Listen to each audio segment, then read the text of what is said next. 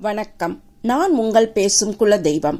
இன்று நாம் பார்க்க போவது உங்களுடைய குல தெய்வத்தின் திருவுருவ படத்தையோ அல்லது குல தெய்வ கலசத்தையோ நமது வீட்டில் எந்த திசையில் வைத்து எந்த முறையில் வணங்க வேண்டும் என்பதை பற்றி விரிவாக பார்ப்போம். இந்த பதிவை கேட்பதற்கு முன்னால் உங்களுடன் பேசும் இந்த குல தெய்வ சேனலை லைக், ஷேர், சப்ஸ்கிரைப் செய்துவிட்டு கேளுங்கள். உங்களுக்கு மட்டுமல்ல, உங்களுடைய உறவினர்கள் மற்றும் நண்பர்களுக்கு பெரும் உதவியாக இருக்கும். இன்றைய தலைமுறையில் பல பேருக்கு தங்களுடைய குல தெய்வம் எது என்று தெரியாமல் இருக்கின்றார்கள். தங்கள் குல தெய்வம் ஆண் தெய்வமா அல்லது பெண் தெய்வமா என்று தெரியாமல் தவிக்கின்றனர். இதற்கு காரணம் என்னவென்று பார்த்தோம் என்றால், குலதெய்வ கோயிலுக்கு போகின்ற அந்த சமயத்தில் தலைவராக இருக்கக்கூடியவர் தங்களுடைய குடும்பத்துடன் சேர்ந்து போகாமல் இருந்தது மிகவும் முக்கியமான காரணமாக இருக்கிறது. அடுத்ததாக தங்களுடைய குழந்தைகளுக்கு தங்களுடைய குல தெய்வம் எது என்று சொல்லாமல் வளர்த்தது. இப்படி பல்வேறு காரணங்கள் இருக்கின்றன. குல தெய்வத்தை மிஞ்சிய ஒரு தெய்வம் வேறு இல்லை என்பது மகான்களின் வாக்காகும். ஒருவரது இல்லத்தில் குலதெய்வத்தை வணங்காமல் இஷ்ட தெய்வங்களை வைத்து வணங்கினால் அதற்கு உண்டான பலன் என்பது கண்டிப்பாக கிடைக்காது.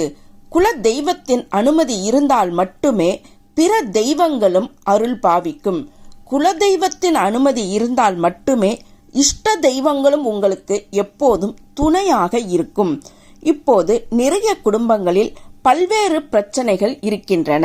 இதற்கு முக்கிய காரணம் என்பது குலதெய்வ சாபம் அல்லது குலதெய்வத்தின் கோபம்.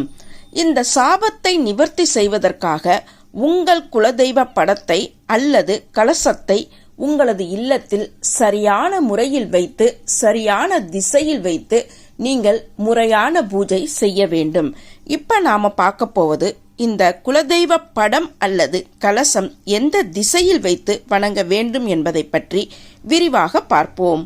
குல தெய்வம் தெரிந்தவர்கள் உங்களுடைய குல தெய்வத்தின் திருவுருவ படத்தையோ அல்லது திருவுருவ படம் இல்லாத பட்சத்தில் கலசம் வைத்தோ உங்களது வீட்டில் இந்த முறையில்தான் நீங்கள் உங்களது குல தெய்வத்தை வணங்க வேண்டும்.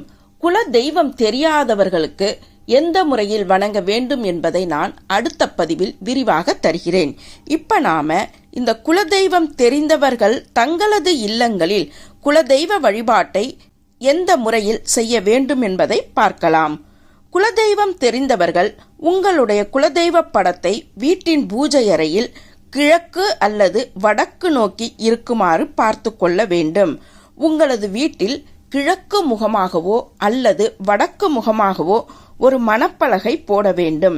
அந்த மணப்பலகையை மஞ்சள் நீர் வைத்து சுத்தம் செய்துவிட்டு மணப்பலகையின் 4 மூலைகளிலும் மஞ்சள் குங்குமம் தடவ வேண்டும்.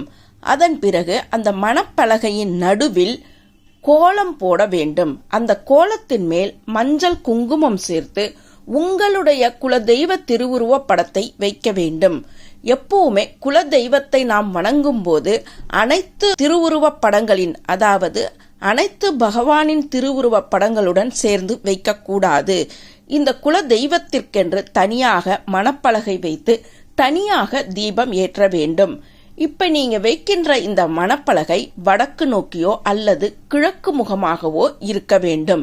நீங்கள் வைக்கின்ற படமும் வடக்கு நோக்கி இருக்க வேண்டும் அல்லது கிழக்கு நோக்கி இருக்க வேண்டும். படம் இல்லை என்றால் கலசத்தை நேராக அந்த கோலத்தின் மேல் வைத்துவிட வேண்டும். இந்த கலசம் வைக்கின்றவர்கள் முதலில் சுத்தமான பித்தளை சொம்பை எடுத்துக்கொண்டு அதில் நீர் நிரப்பி அந்த நீரில் மஞ்சள், குங்குமம், 1 ரூபாய் நாணயம் சேர்த்து கொள்ள வேண்டும். இதில் 1 புடி வேப்ப இலையையும் சேர்த்து கொள்ளலாம். பெண் தெய்வம் குலதெய்வமாக இருக்கின்ற பட்சத்தில் கட்டாயமாக வேப்ப இலை சேர்த்து கொள்ளுங்கள். அதன் பிறகு அதன் மேல் 5, 7 என்கின்ற எண்ணிக்கையில் மாயிலை வைத்து அதன் மேல் தேங்காய் அல்லது வாழைப்பூ வைக்க வேண்டும். இந்த வாழைப்பூ வைத்தீர்கள் என்றால் உங்களுடைய குல தெய்வம் என்பது உங்களை தேடி வரும். வாழைப்பூவை வைத்து நமது இல்லத்தில் குலதெய்வ வழிபாடு செய்யும் போது இந்த வாழைப்பூ என்பது குல தெய்வத்தை ஈர்க்கக்கூடிய சக்தியை கொண்டது. அதனால்தான் குலதெய்வ வழிபாட்டிற்கு முக்கியமாக வாழைப்பூவை வைத்து வணங்கலாம்.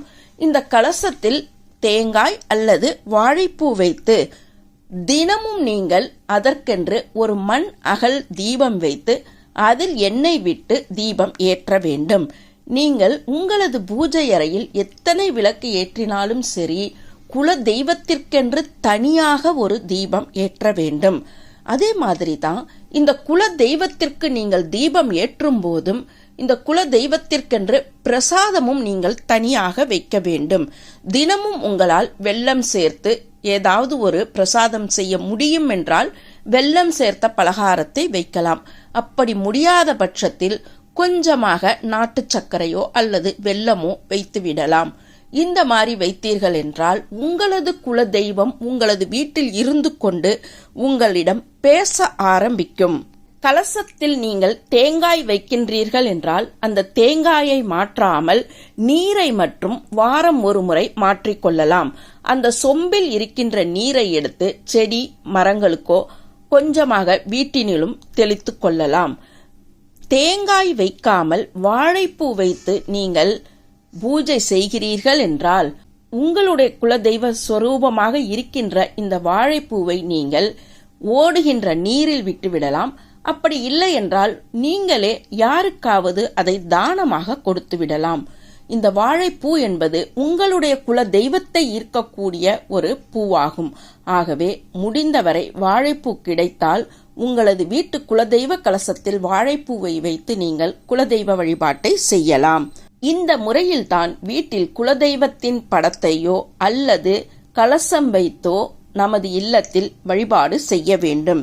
குல தெய்வம் தெரியாதவர்கள் எந்த முறையில் தங்களது குல தெய்வத்தை அழைத்து பூஜை செய்ய வேண்டும் என்பதை அடுத்த பதிவில் விரிவாக பார்ப்போம். அதுவரை உங்களிடமிருந்து விடை பெறுவது நான் உங்கள் பேசும் குல தெய்வம்.